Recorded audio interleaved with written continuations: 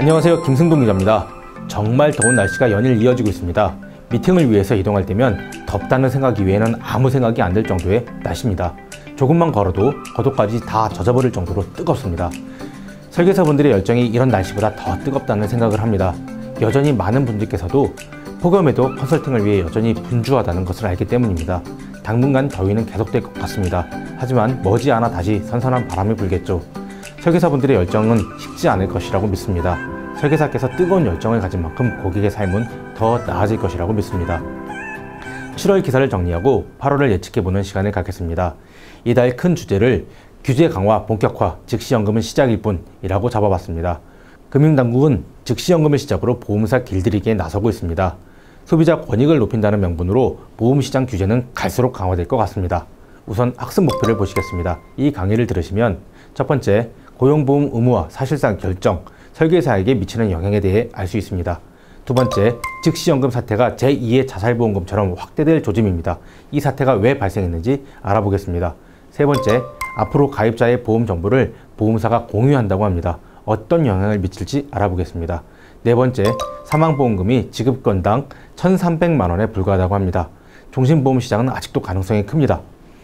마지막으로 다섯 번째, 반가슈랑스에서 저축성 보험이 자취를 감췄습니다. 그 이유가 무엇인지 알아보겠습니다. 그럼 본격적으로 기사를 보시겠습니다. 지난 7월 1일 뉴스핌에서 고용노동부 보험설계사 고용보험 의무화 사실상 결정이라는 기사가 나왔습니다. 고용노동부가 근로복지공단, 한국노동연구원, 보험설계사노조 등 관계자와 함께 비공식 간담회를 개최했습니다. 그리고 이 자리에서 고용보험 확대 적용을 사실상 의무화하고 세부 도입 방안에 대해 논의했다는 내용입니다. 특수고용직의 고용보험 의무화는 문재인 정부 국정과제 중 하나입니다. 때문에 정부는 무조건 의무화를 추진한다는 방침입니다. 이에 대해서 보험사들은 또 다른 국정과제 중 하나인 일자리 창출에 역행한다고 맞서고 있습니다. 고용보험 의무화로 보험사의 비용 부담이 증가하면 전업류 설계사들은 해촉할 수밖에 없으며 이 일자리 감축이라는 결과가 초래될 것이라는 얘기죠.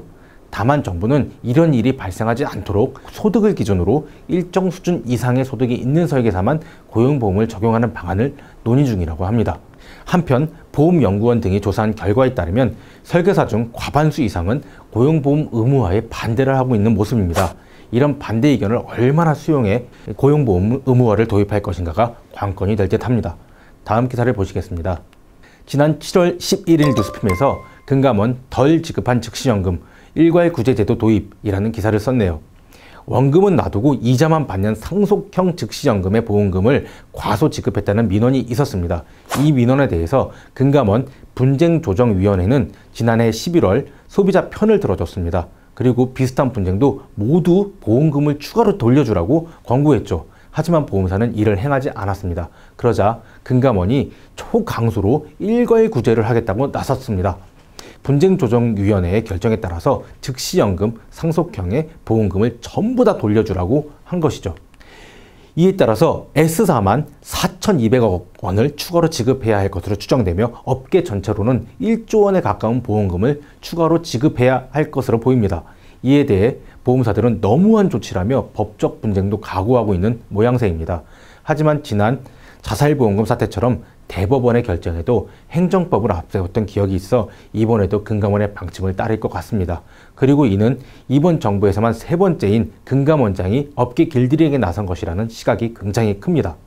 7월은 앞서 살펴본 고용보험 의무화와 즉시연금 일괄구제 두 이슈가 블랙홀처럼 거의 대부분의 이슈를 집어삼켜버렸습니다. 그리고 이 두 이슈의 공통점은 설계사 권익을 제고하고 소비자 권익을 높인다는 것에 있었습니다. 이를 다시 표현하면 보험사는 비용이 더 증가할 것이라는 얘기입니다.